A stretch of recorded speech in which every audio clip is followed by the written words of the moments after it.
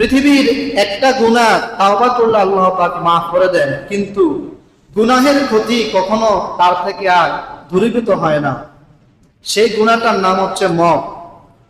কেউ যদি মদ বা মদ্যপান করে, তাহলে মদ পান করার কারণে তার দৈহিক শরীরের যে অবকাঠামোর ক্ষতি হয়, এটা আর কখনো পূরণ হয় না। আপনি 5 বছর মদ খাইলেন, এরপরে তাওবা করলে আল্লাহ পাক মাফ করে দিবেন, কিন্তু আপনার শরীরের যে ক্ষতি হয়েছে এটার ক্ষতিপূরণ কখনো আর হবে না। এজন্য মদ যারা খায় এরা পৃথিবীর নিকৃষ্ট মানুষ।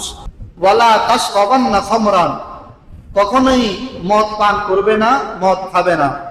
কারণ ফাইন্নাহু রাসু কুল্লি ফাহিশা, মদ হচ্ছে যাবতীয় সব গুনাহের মূল। দেখেন, যদি কেউ মদ খায়, তার 1 নম্বরে মাথা শেষ হয়ে যায়, বিবেক নষ্ট হয়। বিবেক নষ্ট হওয়ার পরে এটাকে দিন নাকি রাত সে আর বুঝে না। ফলে সে দিন না তো বুঝে না, মসজিদে তো আসার প্রশ্নই আসে না। সংসার ধ্বংস হয়ে যায়, বাড়িতে এসে আবল তাবল বকে, ফলে তার সংসার আর টিকে না। মানুষের কাছে সে হেয় প্রতিপন্ন হয়, মানুষ তাকে খারাপ মনে করে। খাইলো শুধুমাত্র মদ, কতগুলা সমস্যার সম্মুখীন হলো, একটু মদ খাইলো।